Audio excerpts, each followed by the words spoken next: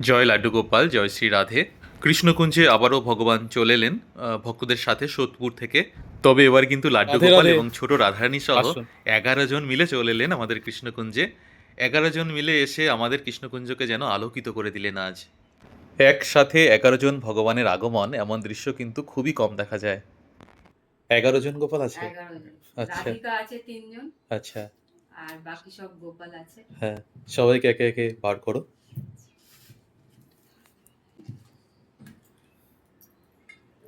এইটা আমার বান্ধবী গোপাল। হ্যাঁ, হ্যাঁ, একটু বলে বলে দিই আমাকে। মাধব, হ্যাঁ। হ্যাঁ। আর এই হলো মাধব নন্দিনী। আচ্ছা, বাহ, খুব মিষ্টি। এই হলো আমার গোপু, যে দিদি আমাকে হেল্প করে। হ্যাঁ, তার এই নন্দু।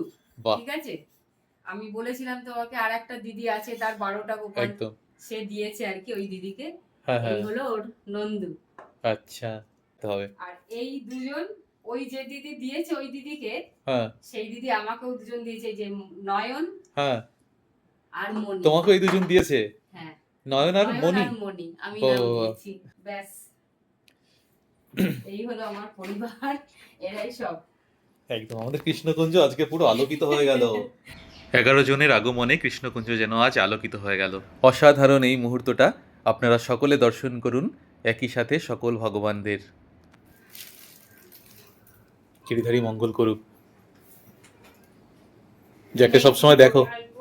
ফোনে দেখে দেখে আমি শুধু ভাবছিলাম যে কবে আসবো। এই তো তার কৃপা হলো আজকে, আর চলে এলে। রথ সম্মাননা দিদি তোমার জন্য বলছি। অনেক দিনের প্রতীক্ষার পর ভক্ত ভগবানকে যেন তার কাছে পেয়ে ভীষণ খুশি হলেন। অপূর্ব সুন্দর ছিল সেই মুহূর্ত, ভগবান আর ভক্তের এই অপূর্ব বন্ধন দর্শন করুন সকলে। এতজন ভগবানের একই সঙ্গে অঙ্গরাগ করতে আমার যাতে কোনো অসুবিধা না হয়, তাই ভক্তরা আমাকে অনেক সাহায্য করলেন। তারা সুন্দর করে নাম লিখে ভগবানের গায়ে লাগিয়ে দিলেন, যাতে আমার কোনো অসুবিধা না হয় চিনতে। বলো। মানে হ্যাঁ। স্বপ্নেই দেখা, মানে দাদা খুব অসুস্থ হয়েছিল। আচ্ছা। এতটাই অসুস্থ হয়েছিল, মানে কলকাতাতে এত ট্রিটমেন্ট চলছিল, ঠিক হ্যাঁ। মতন হচ্ছিল না।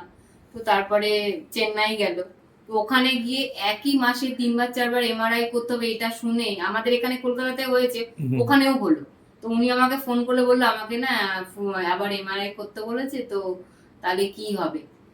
আমি টেনশন করছি, চিন্তা করছি, আর ওই শুধু ভগবানকেই ডেকে যাচ্ছি, কিন্তু তার আগে থেকেই না উনি আমার স্বপ্নে আসছে। আচ্ছা। আর ওই ছোট্ট বালক রূপে ময়ূরের পালক, মুখটা দেখতে না, কিন্তু হাসছে, ঘুরছে ফিরছে। একদিন ওই যখন বললো ওখানে অসুস্থ হয়ে পড়ে ওখানে চলে গেলেন, তারপর আমি ওই ঠাকুরের কাছে, আমার দক্ষিণা কালীর ছবি আছে, মা কালীর, ওইখানে বসে বসে আমি কাঁদছি, আনলাম সবটাই তোমাদের ব্যাপার, তোমরা কি করবে আমি জানি না। তো আমি স্বয়ং দেখলাম ওই রকমই শ্যামা কালার বাল গোপাল ওই মায়ের কাছ থেকেই আসছে, আর বলছে, ওনারা দুজনেই বলছে আমরা তো রয়েছি, এত কাঁদছিস কেন, এত চিন্তাই বা করছিস কেন। তো তারপরে উনি সুস্থ হয়ে ফিরলেন, ওনাকেও স্বপ্ন দিচ্ছে যে আমরা দুজনাই দেখছি ওই বালককে খুঁজছি, আর ও তাড়া করে নিয়ে যাচ্ছে, উনি বলছে আমিও স্বপ্ন দেখছি। তো দুজনা আলোচনা করার পর আমরা ভাবলাম যে কি সত্যি কি ওনাকে আমাদের আনতে বলছে, করতে বলছে। তারপরে তো কোথায় পাবো, কি হবে, সবটাই উনি বলে দিয়েছে। সত্যি ওনাদের কৃপা আছে এখন মানে না ওনাকে, তো অ্যাকচুয়ালি ও আসার পর সত্যি অনেক অনেক কিছু পরিবর্তনও হয়েছে। আর আমরা আগে তো অবশ্যই পুজো করতাম, ঠাকুরকে ডাকতাম, কিন্তু উনার আসার পর আরো অনেক কিছু আমাদের ঠাকুরের পরিবর্তন হয়েছে। তা তো হবেই, হতে বাধ্য। এত ভালো করে এত সুন্দর করে ওদেরকে সেবা করছো, পরিবর্তন তো প্রতিনিয়ত দেখতেই পাবে, কারণ উনি খুব জীবন্ত হন লাড্ডু গোপাল।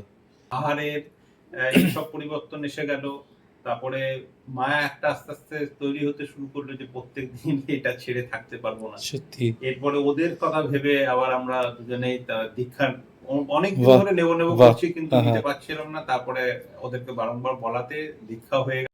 আমরা শুনলাম ভক্তদের মুখে ভগবানের এমন সুন্দর মহিমা। ভগবান সত্যি জীবন্ত, তাকে ভক্তি ভরে ডাকলে তিনি নিশ্চয়ই সাড়া দেন। ভগবান এই ভক্তদের মঙ্গল করুক এবং সকল ভক্তের মঙ্গল করুক। রাধে রাধে।